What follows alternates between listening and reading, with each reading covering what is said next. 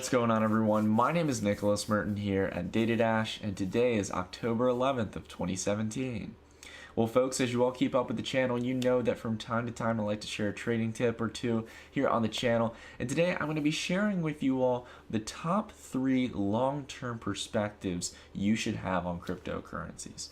Now, what do I mean by that? Well, today I'm going to be stepping a little bit out of the trader realm. We're going to be talking a little more long-term and talking about some mindsets you should have ingrained in your head every time you're making investments in cryptocurrencies. And this can go for trading as well, because you got to realize that even in your trading world, investors' mindset is key, okay? We need to continuously maintain those similar principles of picking good players and knowing when to get out of something, etc.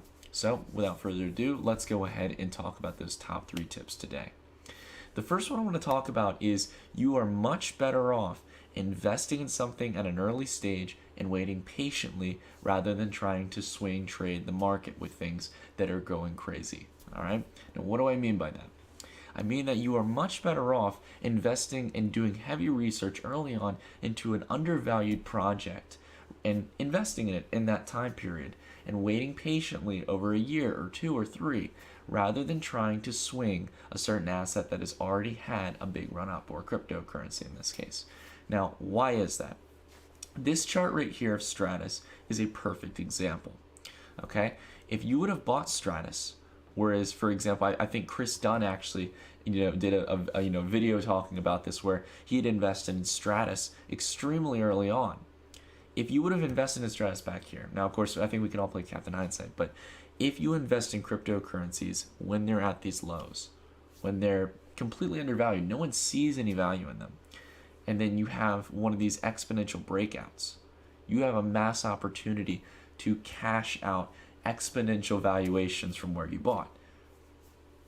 The guy who bought here and maybe sold here, or maybe the guy who bought here and sold here, or the guy who bought here and sold here, can't say the same thing. Doesn't matter if they made 20% or lost 20%. It's nowhere close to where the investors who bought down here made money. And this is why I tell you all to long-term invest and do your research, because at the end of the day, I want you all to make those exponential gains. I think we all do. But I will tell you, it's around 98 to 99% of people who do not do that research. You want to know how I can tell that? I can tell that because down here, where the price was extremely low, keep in mind this is on TradingView, so the volume is in its own currency, not Bitcoin.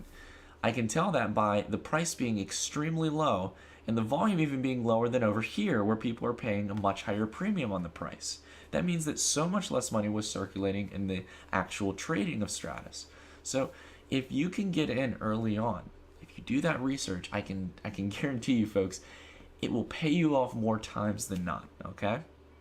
So keep that in mind. Long-term invest, look for the undervalued players, and think there is find value in things where no one else sees value in it, okay? Because there will eventually be a point where people start to see value in it if it's a great project and it's got potential and adoption, and you'll be able to sell it up here to some guy who's going to buy your bags, all right? The second thing I want to talk about, and this is something that I always emphasize, we are really going through what is kind of known as .com 2.0. Now, if you don't know what the .com bubble is, the .com bubble was the early phase of the internet coming into fruition. And within stock markets, tech companies in the internet space were booming. Amazon was one of them, but many companies that originally went onto the market and then eventually failed, or they lost massive amounts of valuation, all right? And this was, Yahoo, all kinds of different companies out there, and a lot of names like pets.com, and literally websites. I'll give you one for a good example here. There was a website that all it did was sell chocolates, and I think if I remember correctly, it IPO'd and gained like hundreds of millions of dollars, if not $1 billion in valuation. It was making no money, right? It's just stupid. It doesn't make any sense. But everybody was loving it. Everyone was making so much money. And this is exactly what's happening in cryptocurrencies, and especially in the ICO space. Folks, it happens, okay? It's a new market, it's exciting, and there is something we need to keep in mind here. When there's a lot of crazy things going on, there's a lot of new names coming into the space, we need to take a step back and take a little bit of a historical snapshot. Let's go here to August 18th, 2013. Well, this emphasizes two things to me. It kind of emphasizes our last point, but it also tells me, wow, the game's changed. I mean, you really have to think about it. It's only been 4 years, but 4 years in the crypto space means the world. I don't even know what world's coin is. Digital coin? Pure coin at 5th place? The games change every single day, folks. Literally, a day in the crypto space is almost like a year. There's so much going on. There's so much new and exciting things going in this industry that you have to keep in mind what you're most likely holding. For about 80 to 90% of it is not going to take off long term, or at least over the next 3 to 5 years. And then after that, that number increases to around 97 to 98% over the next 10 to 15 years. Most cryptocurrency projects can fail because anyone can create one. Anyone can go out and create their own ICO so long as they meet within the legal confines of their country. So we've got to play it smart. Ethereum wasn't even, a thing here, and now it's the second largest cryptocurrency. Things can rise and fall instantly, okay? So keep that in mind.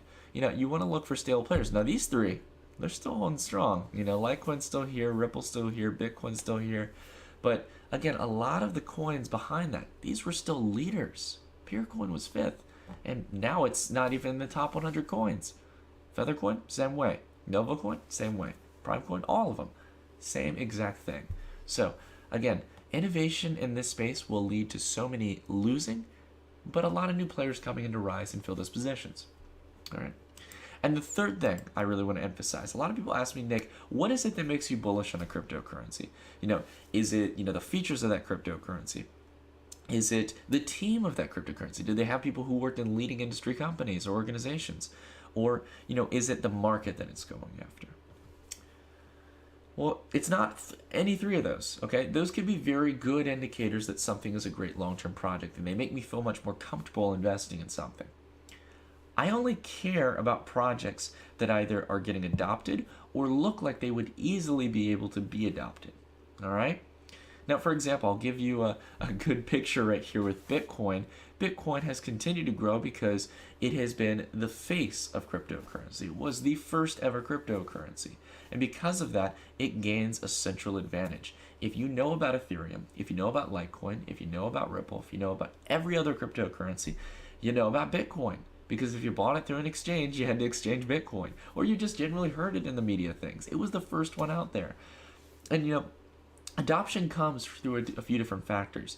Being first to the plate can be beneficial, but like I said, around 90, well over 90% of these cryptocurrencies are going to fail. So that loses some of its value unless it's really one of the early players.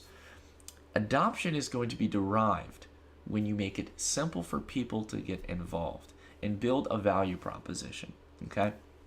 So, for example, Bitcoin came into the game changing the idea of how money works. It was this whole concept of being decentralized. There was no centralized authority, and you could go out and mine it on your own, computers and everything. So, it was this interesting concept of taking centralized power away and bringing it into the hands of the people. And at the time, that was revolutionary. Because of it, it now has an $80 billion valuation. So you've got to offer something new to the table. One thing, for example, I could list off a few examples. Of course, these aren't recommendations. These are just things that I personally, would consider to be down the same alley. Vertcoin, for example, which is one of my long-term holdings, gives me a very enticing interest because it has a one-click miner. Now, that might seem like something so simple and not something for, mass-scale adoption, but it's going to allow people to participate in mining it. And if everyone can simply use a one-click miner and get into something, that's going to entice a multitude of people who see that simple approach to get a part of the staking in it, become a part of that movement. And very simple integrations like that are going to encourage people to get involved with certain crypto projects. And when that involvement happens, when that adoption comes into that cryptocurrency, it doesn't matter what name it is or what market it's going after, what team it has. The adoption comes from having a great product, something that's simple, something that attracts people and actually has a use case to it. All right? So Again, it's a very broad stroke of the pen, but I hope you get what I'm saying in regards to the fact that adoption is the most key factor to any long-term project. Even if you're trying to swing trade as well, you need to see adoption in something. Well, anyways, those are my top 3 kind of philosophies of a long-term investor. I hope you all enjoyed the video. If you guys liked it, please give me a thumbs up and leave a comment down below if you have another trader philosophy I didn't mention, investing philosophy that I didn't mention. But anyways, everyone, until then, I will see you all in the next video. Stay tuned.